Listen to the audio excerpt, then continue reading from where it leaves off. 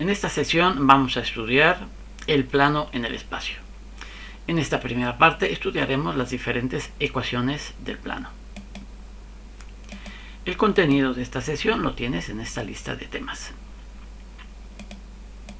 Vamos a iniciar esta sesión puntualizando que un plano en el espacio queda determinado de manera única de tres maneras diferentes. La primera, si se proporcionan un punto y una dirección. La segunda, con tres puntos no alineados. Y la tercera, con un punto y dos direcciones. Vamos a ver cómo se obtiene la ecuación del plano en el primer caso, conociendo un punto y una dirección. Vamos a calcular la ecuación que es perpendicular a este vector y contiene a este punto. Observa que el vector, es decir, la dirección que pedimos, será una dirección que terminará siendo perpendicular al plano. El punto P1 pertenece al plano, vamos a suponer que tiene coordenadas x1 y 1 y z1. Además, vamos a suponer que tenemos un punto genérico que pertenece al plano de coordenadas x y z. Puesto que el vector P1P pertenece al plano y el vector n por definición es normal al plano, su producto escalar es 0. Si sustituimos las componentes de cada vector, me daría esta expresión.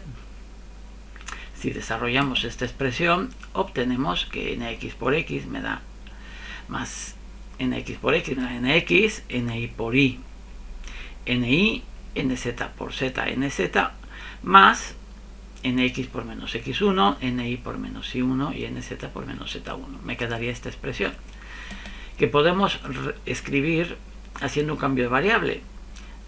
A nx le llamo a ni le llamo b, a nz le llamo c, y a todo este número le llamo d. De esta manera obtenemos esta ecuación que se conoce como ecuación general del plano, siendo n su vector normal, que en este caso, debido al cambio de variable, serían a, b y c. Vamos a obtener la ecuación del plano que contiene a este punto y es normal a este vector. Entonces hacemos lo mismo, suponemos que P es un punto genérico del plano, el vector P1P es perpendicular al vector n porque se encuentra en el plano, así que calculamos su producto escalar. Lo desarrollamos y obtenemos la ecuación general del plano. Estas operaciones son muy sencillas, te sugiero que las hagas en un folio aparte y verifiques este resultado. Bien, vamos a ver la segunda forma. Vamos a calcular la ecuación de un plano determinado por tres puntos no alineados. Vamos a suponer que tenemos el punto P1, el punto P2, el punto P3 y un punto P genérico del plano. Evidentemente, suponemos que los vectores, pero quiero decir que los tres puntos no están alineados. Como acabamos de ver, la ecuación general del plano es de esta forma: ax más bi más cz más d igual a 0. Y los tres puntos P1, P2, P3 pertenecen al plano, por lo tanto deben satisfacer su ecuación. Así que si sustituimos las coordenadas de los puntos en esta ecuación, vamos a obtener un sistema homogéneo de tres ecuaciones y cuatro incógnitas, que serían a, b, c y d a determinar. Si añadimos la ecuación genérica del plano, vamos a obtener una ecuación más, lo que nos lleva a un sistema homogéneo de cuatro ecuaciones con cuatro incógnitas, que es el que tenemos aquí. Conviene aclarar que esta forma de obtener el plano es muy directa. En los ejercicios 3 y 8 tenemos otra forma de calcular la ecuación del plano de una forma quizás más formal o diferente.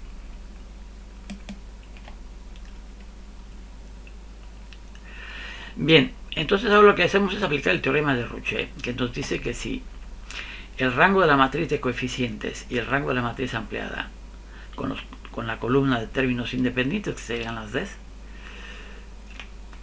son iguales, el sistema será compatible. Y si son diferentes, será incompatible. Así que vamos a estudiarlo de acuerdo con estas reglas. Pero antes vamos a hacer una observación. Una manera de obtener la ecuación de un plano que pasa por tres puntos es observar que los vectores P1P,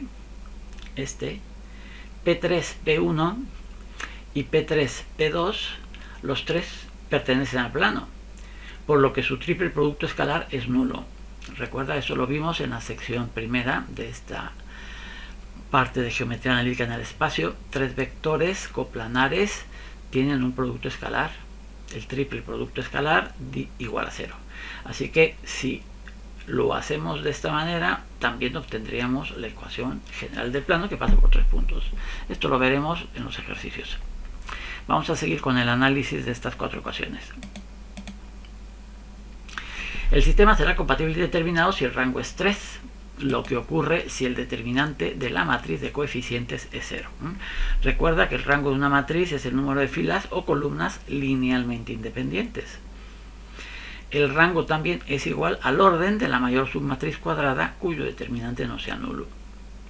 Así que si el determinante de orden 4 es igual a 0, pues vamos a obtener, desarrollando este determinante por la primera fila, la ecuación del plano en su forma general. Vamos a ver esto con un ejemplo. Vamos a obtener la ecuación del plano que contiene a 3 puntos, ¿sí?, utilizando este determinante. Calculamos el determinante, sustituimos los puntos, la columna de unos que corresponde a los coeficientes de D, igualamos a 0 y desarrollamos por la primera fila. Me quedan estos determinantes a calcular, los calculo, con lo que llego finalmente a la ecuación del plano. Estos pasos te interesa, vuelvo a insistir, en hacerlos en un folio aparte. Son evaluaciones fundamentales de determinantes. Vamos ahora a calcular la ecuación del plano a partir de un punto y dos direcciones. Vamos a calcular la ecuación del plano suponiendo que el punto es x1 y 1z1 y las direcciones de los dos vectores libres v y w, de componentes vx, vi, vz, wx, wi y wz. Si p de x y z es un punto genérico del plano, entonces se cumple, vamos a ver la figura 3, que OP, el vector que va del origen al punto P genérico, va a ser igual al vector que va del origen a P1 más P1P. Pero el vector P1P lo podemos expresar como una combinación lineal, es decir, recuerda, una combinación lineal de dos vectores es una constante por el vector más otra constante por el vector. De esta manera obtendríamos, si sustituimos P1P por esta combinación lineal, lo que se conoce como ecuación vectorial del plano. Si en esta ecuación sustituimos los vectores por sus coordenadas, obtenemos esta expresión, que coordenada a coordenada nos llevan a estas que serían las ecuaciones paramétricas del plano. Para cada valor de lambda y de mu vamos a obtener un punto que pertenece al plano. Vamos a escribir este sistema de una manera diferente. Vamos a escribirlo pasando el x menos x1 al lado izquierdo y pasándolo de esta manera. Ahora tengo tres ecuaciones con dos incógnitas que son lambda y mu. El sistema tiene como solución los puntos del plano. Luego la matriz de coeficientes y la matriz ampliada han de tener el mismo rango por el teorema de Rouchet. Pero la matriz de coeficientes, esta tiene rango 2 debido a que son las componentes de los vectores de dirección que son linealmente independientes. La matriz ampliada entonces también tendrá que tener rango 2 para que el sistema de ecuación me dé los puntos del plano. Así que si hacemos esta ecuación igual a 0 y lo desarrollamos por la tercera columna, obtenemos esta expresión, ¿sí?, que desarrollada sería esto, y esta sería la ecuación general del plano a partir de esta información.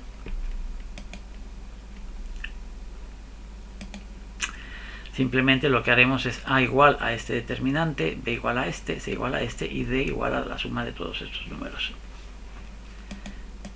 Vamos a hacer esto con un ejemplo. Vamos a calcular la ecuación general del plano a partir de un punto y las dos direcciones.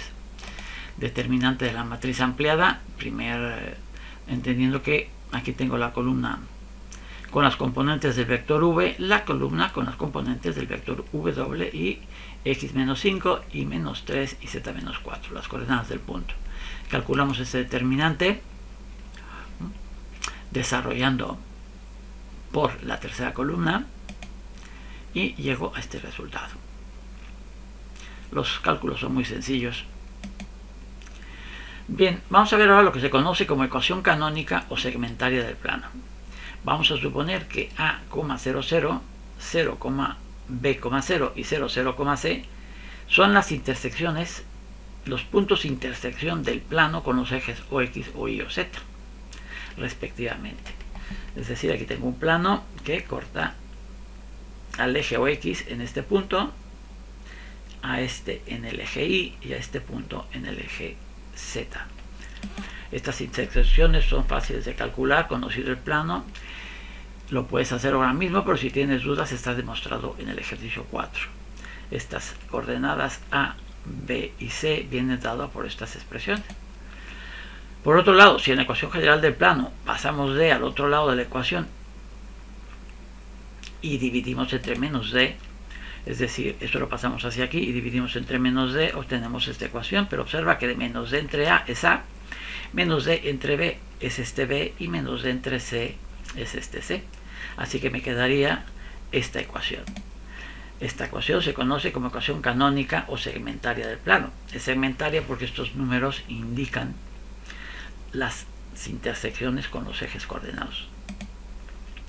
Como ejemplo, la ecuación canónica del plano x menos y menos d más 2 igual a 0 es fácil de obtener. Paso el 2 al lado izquierdo, divido entre menos 2 y ya la tengo.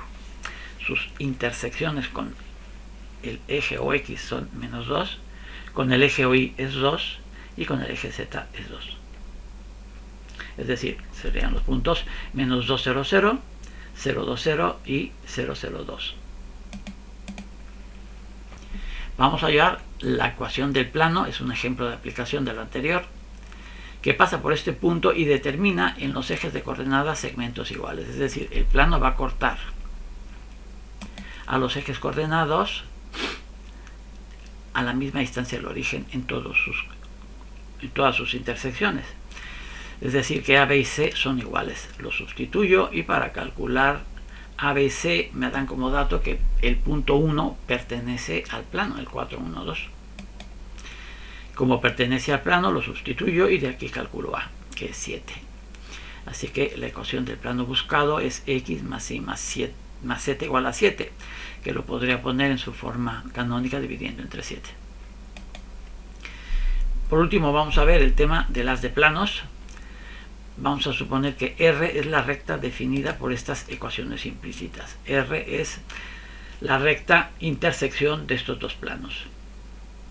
Ahora vamos a ver todos los planos cuya intersección me van a dar esta recta. A esto se llama haz de planos. El eje es la recta R y tiene parámetros lambda mu, es decir, son combinaciones lineales de estos vectores. Todos estos planos van a tener como eje a la recta R. Si dividimos entre lambda, obtenemos mu entre lambda en esta expresión. Como está dividido entre 0, me queda de esta manera. Es más práctica, en la práctica es la que se utiliza. En lugar de trabajar con dos parámetros, trabajamos con uno. Vamos a verlo con un ejemplo. Vamos a calcular la ecuación del plano que contiene al punto 1, 2, 5 y a la recta definida por estas dos ecuaciones. Así que vamos a calcular el haz de planos con la capa, es decir, esta ecuación más capa veces esta ecuación.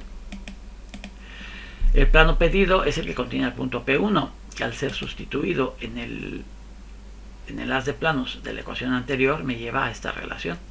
Despejo la capa y me da que esta es la ecuación del plano buscado.